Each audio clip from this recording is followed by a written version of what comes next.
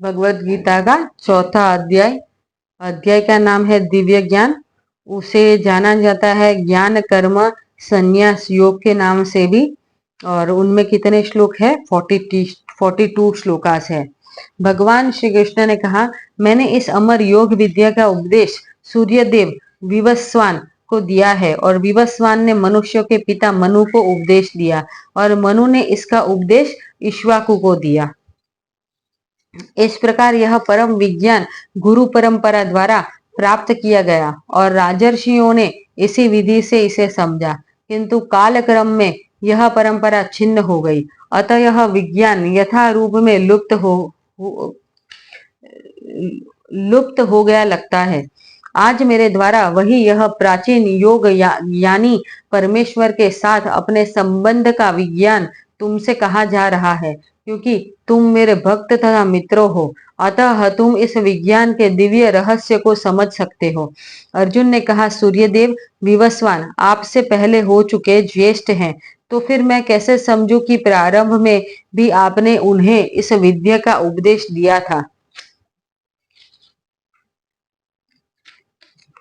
श्री भगवान ने कहा, तुम्हारे तथा मेरे अनेक जन्म हो चुके हैं, मुझे तो उन सब का स्मरण है, किंतु हे परंतप तुम्हें उनका स्मरण नहीं रह सकता है।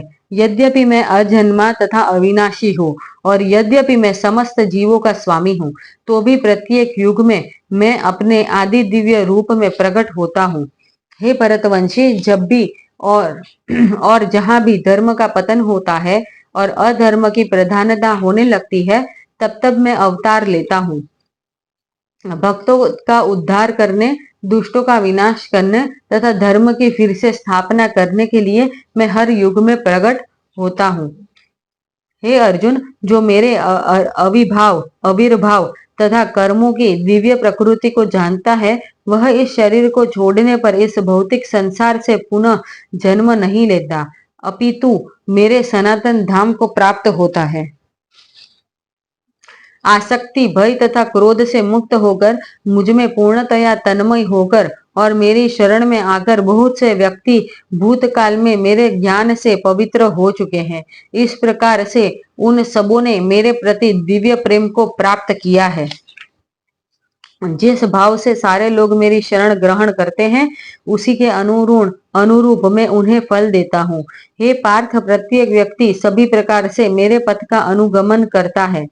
इस संसार में मनुष्य सकाम कर्मों में सिद्धि चाहते हैं, फल स्वरूप वे देवताओं की पूजा करते हैं। निसंदेह इस संसार में मनुष्यों का सकाम कर्म का फल शीघ्र प्राप्त होता है। प्रकृति के तीनों गुण और उनसे संबद्ध कर्मों के अनुसार मेरे द्वारा मानव समाज के 4 विभाग रचे गए हैं। यद्यपि मैं इस व्यवस्था का स्रष्टा हूँ, किंतु तुम यह जान लो कि मैं इतने पर भी अव्यय अकर्ता हूँ। मुझ पर किसी कर्म का प्रभाव नहीं पड़ता, नहीं मैं कर्म की कामना करता हूँ। जो मेरे संबंध में इस सत्य को जानता है, वह भी कर्मों के फल के पाश में नहीं बंधता। प्राचीन काल में समस्त मुक्तात्माओं ने मेरी दिव्य प्रकृति को जान करके ही कर्म किया। अतः तुम्हें चाहिए कि उन्हें पद चिन्हों का अनुसरण करते हुए अपने कर्तव्य का पालन करो। कर्म क्या है और अकर्म क्या है, इसे निश्चित करने में बुद्धिमान व्यक्ति भी मोहग्रस्त हो जाते हैं। अतएव मैं तुमको बताऊंगा कि कर्म क्या है, जिसे जानकर तुम सारे अशुभ से मुक्त हो सकोगे। कर्म की बारीकियों को समझना अत्यंत कठिन है, अतः मनुष्य को चाहिए कि वह यह ठीक से जाने कि कर्म क्या है, विकर्म क्या है और अकर्म क्या है। जो मनुष्य कर्म में अकर्म और अकर्म में कर्म देखता है, वह सभी मनुष्यों में बुद्धिमान है और सब प्रकार के कर्मों में प्रवृत्त रहकर भी दिव्य स्थिति में रहता है। जिस व्यक्ति का प्रत्येक प्रयास उद्यम इंद्रिय तृप्ति की कामना से रहित होता है, उसे पूर्ण ज्ञानी समझा जाता है। उसे ही साधु पुरुष ऐसा करता कहते हैं। जिसने पूर्ण ज्ञान की अग्नि से कर्म फलों को भस्म भसात कर दिया है, अपने कर्म फलों की सारी आसक्ति को त्याग कर सदैव संतुष्ट तथा स्वतंत्र रहकर वह सभी प्रकार के कार्यों में व्यस्त रहकर भी कोई सकाम कर्म नहीं करता। ऐसा ज्ञानी पुरुष पूर्ण रूप से संयमित मन तथा बुद्धि से कार्य करता है, अपनी संपत्ति के सारे स्वामित्व को त्याग देता है और केवल शरीर निर्वाह के लिए कर्म करता है। इस तरह कार्य करता हुआ वह पाप रूपी फलों से प्रभावित नहीं होता है। जो स्वतः होने वाले लाभ से संतुष्ट रहता है, जो द्वंद से मुक्त है और ईर्ष्या नहीं करता, जो सफलता तथा असफलता दोनों में स्थिर रहता है, वह कर्म करता हुआ भी कभी बंधता नहीं। जो पुरुष प्रकृति के गुणों के प्रति अनासक्त है और जो दिव्य ज्ञान में पूर्णतया स्थिर है, उसके सारे कर्म ब्रह्म में लीन हो जाते हैं। जो व्यक्ति कृष्ण भावनामृत में पूर्णतया लीन रहता है, उसे अपने आध्यात्मिक कर्मों के योगदान के कारण अवश्य ही भगवत धाम की प्राप्ति होती है, क्योंकि उसमें हवन आध्यात्मिक होता है और हवि भी आध्यात्मिक होती है। कुछ योगी विभिन्न प्रकार के यज्ञों द्वारा देवताओं की भली भांति पूजा करते हैं और कुछ परब्रह्म रूपी अग्नि में आहुति डालते हैं। इनमें से कुछ विशुद्ध ब्रह्मचारी श्रवणादि क्रियाओं तथा इंद्रियों को मन की नियंत्रण रूपी अग्नि में स्वाहा कर देते हैं, तो दूसरे लोग नियमित गृहस्थ इंद्रियों की अग्नि में स्वाहा कर देते हैं। दूसरे जो मन तथा इंद्रियों को वश में करके आत्मा साक्षात्कार करना चाहते हैं, संपूर्ण इंद्रियों तथा प्राणवायु के कार्यों को संयमित मन रूपी अग्नि में आहुति कर देते हैं। कठोर व्रत अंगीकार करने के कुछ लोग अपनी संपत्ति का त्याग करके, कुछ कठिन तपस्या द्वारा, कुछ अष्टांग योग पद्धति के अभ्यास द्वारा अथवा दिव्य ज्ञान में उन्नत करने के लिए वेदों के अध्ययन द्वारा प्रबुद्ध बनते हैं। अन्य लोग भी हैं जो समाधि में रहने के लिए श्वास को रोके रहते हैं। प्राणायाम वे अपान में प्राण को और प्राण में अपान को रोकने का अभ्यास करते हैं और अंत में प्राण अपान को रोककर समाधि में रहते हैं। अन्य योगी कम भोजन करके प्राण में ही आहुति देते हैं। ये सभी यज्ञ करने वाले यज्ञों का अर्थ जानने के कारण पाप कर्मों से मुक्त हो जाते हैं और यज्ञों के फल रूपी अमृत को चखकर परम दिव्य आकाश की ओर बढ़ते जाते हैं।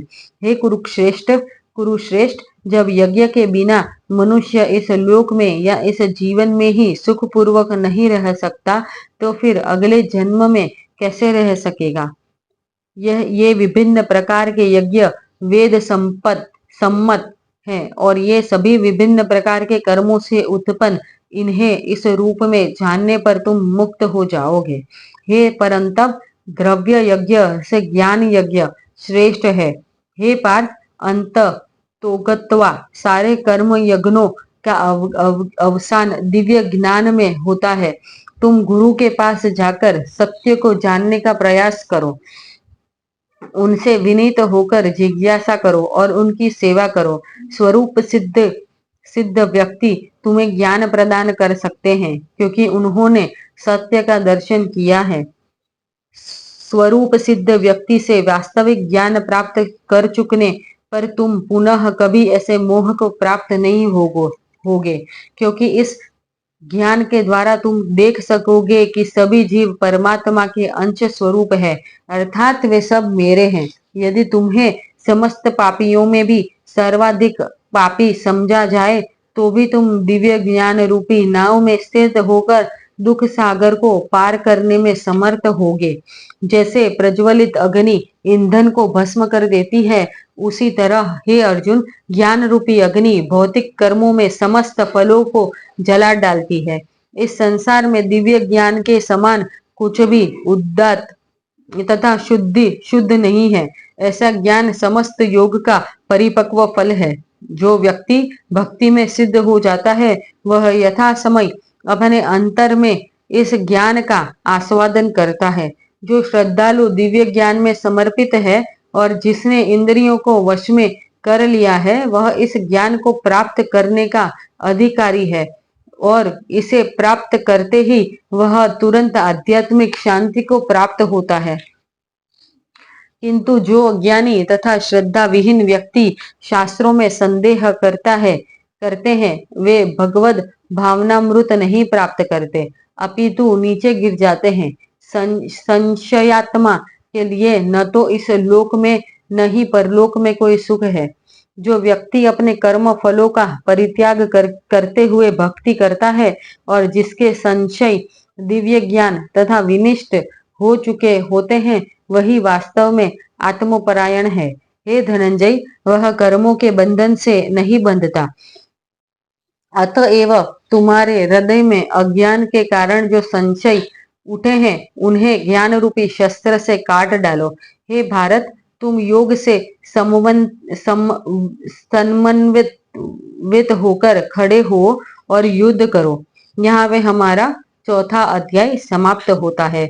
ओम तत्सदिति श्रीमद्भगवद गीतासु उपनिषत्सु ब्रह्म विद्यायां योग शास्त्रे श्री कृष्णार्जुन संवादे ज्ञान कर्म संन्यास योगो नाम चतुर्थोऽध्यायः। ओम कृष्णार्पणमस्तु। हरे कृष्णा। धन्यवाद।